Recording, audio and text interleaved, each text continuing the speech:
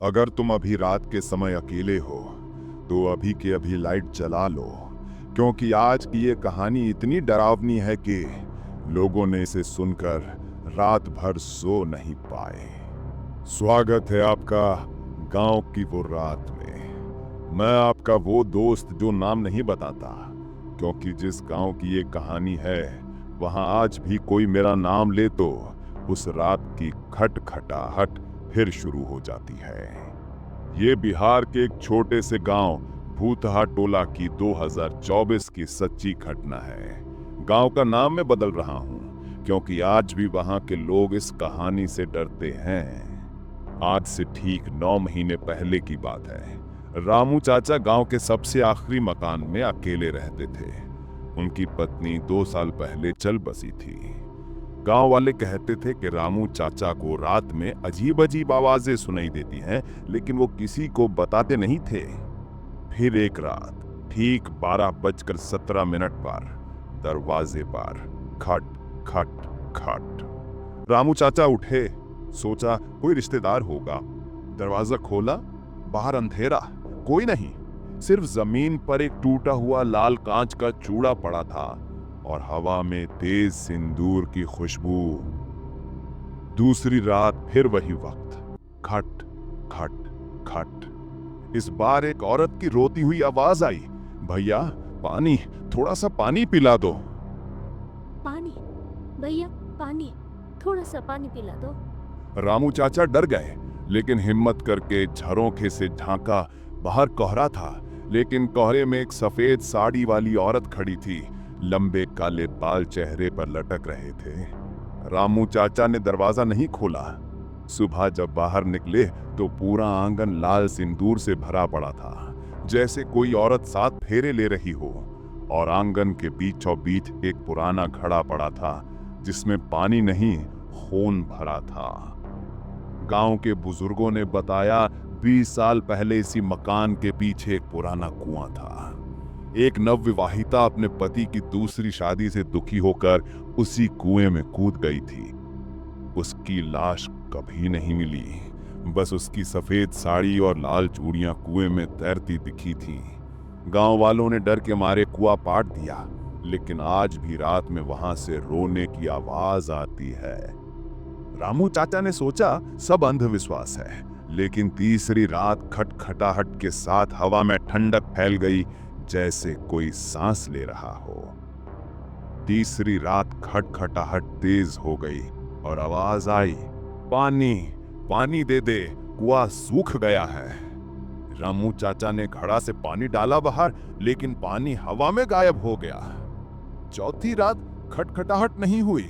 इस बार आवाज दीवार के अंदर से आई, मुझे अंदर आने दे, ठंड लग रही है। रामू चाचा ने कंबल ओढ़ लिया, लेकिन कमरे में ठंड बढ़ती गई, जैसे कुएं का पानी कमरे में भर रहा हो। रामू चाचा ने गांव के पंडित जी को बुलाया। पंडित जी ने कहा, ये कुएं वाली चुड़ैल है, वो बदला लेना चाहती है। हर रात वो नया शिकार ढूंढती है। पंडित जी ने ताबीज दिया, लेकिन रामू चाचा ने उसे पहना ही था कि रात में ताबीज गायब हो गया और बिस्तर के नीचे से पानी की टपकने की आवाज आने लगी। 5वीं रात रामू चाचा ने सारी लाइटें जला दी, फिर भी बिजली गुल हो गई और अंधेरे में किसी ने उनके कंधे पर ठंडा हाथ रखा। पलट कर देखा, कोई नहीं, सिर्फ हवा में सिंदूर की तेज खुशबू। छठी रात रामू चाचा ने हनुमान चालीसा पढ़ना शुरू किया, लेकिन जैसे ही वो लाइन आए, भूत पिशाच निकट नहीं आवे, उनके मुंह से आवाज निकलनी बंद हो गई और कमरे में किसी औरत की हंसी गूंजने लगी। चालीसा से डर नहीं लगता, तू मेरी तरह अकेला है, आजा। रामू चाचा बेहोश हो गए। सुबह उठे तो उनके बिस्तर के पास एक पुरानी शादी की फोटो पड़ी थी, जिसमें वो खुद नहीं, कोई अनजान औरत की जगह था। गांव वालों ने देखा, फोटो में रामू चाचा के चेहरे पर सफेद साड़ी वाली छाया थी। तीसरी रात खटखटाहट तेज हो गई और आवाज आई, पानी, पानी दे दे, कुआं सूख गया है। रामू चाचा ने घड़ा से पानी डाला बाहर, लेकिन पानी हवा में गायब हो गया। चौथी रात खटखटाहट नहीं हुई। इस बार आवाज दीवार के अंदर से आई। मुझे अंदर आने दे, ठंड लग रही है। रामू चाचा ने कंबल ओढ़ लिया, लेकिन कमरे में ठंड बढ़ती गई, जैसे कुएं का पानी कमरे में भर रहा हो। रामू चाचा ने गांव के पंडित जी को बुलाया। पंडित जी ने कहा, ये कुएं वाली चुड़ैल है, वो बदला लेना चाहती है। हर रात वो नया शिकार ढूंढती है। पंडित जी ने ताबीज दिया, लेकिन रामू चाचा ने उसे पहना ही था कि रात में ताबीज गायब हो गया और बिस्तर के नीचे से पानी की टपकने की आवाज आने लगी। पांचवी रात रामू चाचा ने सारी लाइट जला दी, फिर भी बिजली गुल हो गई और अंधेरे में किसी ने उनके कंधे पर ठंडा हाथ रखा। पलट कर देखा, कोई नहीं, सिर्फ हवा में सिंदूर की तेज खुशबू। छठी रात रामू चाचा ने हनुमान चालीसा पढ़ना शुरू किया, लेकिन जैसे ही वो लाइन आए, भूत पिशाच निकट नहीं आवे।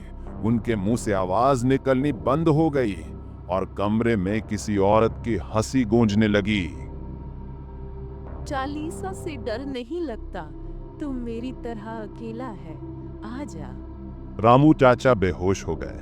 सुबह उठे तो उनके बिस्तर के पास एक पुरानी शादी की फोटो पड़ी थी, जिसमें वो खुद नहीं, कोई अनजान औरत की जगह था। गांव वालों ने देखा, फोटो में रामू चाचा के चेहरे पर सफेद साड़ी वाली छाया थी। सातवीं रात खटखटाहट नहीं हुई, बल्कि दरवाजा अपने आप धीरे धीरे खुल गया। रामू चाचा बिस्तर पर कांप रहे थे। उन्होंने देखा, एक सफेद साड़ी वाली औरत कमरे में आ रही है। पैर जमीन को नहीं छू रहे थे। लंबे काले बाल चेहरे को पूरा ढके हुए थे। हाथ में लाल सिंदूर की डिब्बी थी। वो धीरे धीरे रामू चाचा के बिस्तर के पास आई और फुसफुसाई, अब की बार तुम मेरे साथ चलेगा, हम साथ पहरे लेंगे। रामू चाचा ने चीख मारी, लेकिन आवाज बाहर नहीं गई। कमरा ठंडा हो गया, जैसे कुआं खुल गया हो। बाहर बारिश शुरू हो गई, लेकिन पानी नहीं, खून जैसा लाल। चुड़ैल ने सिंदूर रामू चाचा के माथे पर लगाया और फुसफुसाई, अब तू मेरा है। रामू चाचा की चीख पूरी रात गूंजी। सुबह गांव वाले दौड़े चले आए। मकान का दरवाजा खुला था, अंदर कोई नहीं, बस बिस्तर पर लाल सिंदूर से सनी हुई सफेद साड़ी पड़ी थी और दीवार पर लाल सिंदूर से लिखा था, अब ये मेरा घर है और वो मेरा पति। लेकिन असली डरावना ट्विस्ट तो अभी बाकी था। गांव वालों ने देखा, रामू चाचा का फोटो दीवार पर उल्टा लटक रहा था और फोटो के नीचे लिखा था, जल्द ही किसी और का नंबर आएगा। 3 दिन बाद गांव के एक लड़के ने रात में फोटो खींची। फोटो में रामू चाचा के पीछे वही सफेद साड़ी वाली औरत खड़ी थी, हंस रही थी। आज भी वो मकान खाली पड़ा है। रात को अगर कोई गुजरता है तो खट खट खट, और कभी कभी कोई औरत पानी मांगती सुनाई देती है। क्या आपके गांव में भी ऐसा कुछ हुआ है? कमेंट में अपनी सच्ची कहानी जरूर बताना। और हाँ, अगर रात को दरवाजा खटखटाए तो खोलना मत। कल रात ठीक 8 बजे नई कहानी। अगर अभी तक सब्सक्राइब नहीं किया तो कर लो, वरना हो सकता है वो खटखटाहट तुम्हारे दरवाजे तक पहुंच जाए। मिलते हैं गांव की अगली वो रात में। लाइट जलाए रखना। जय हिंद।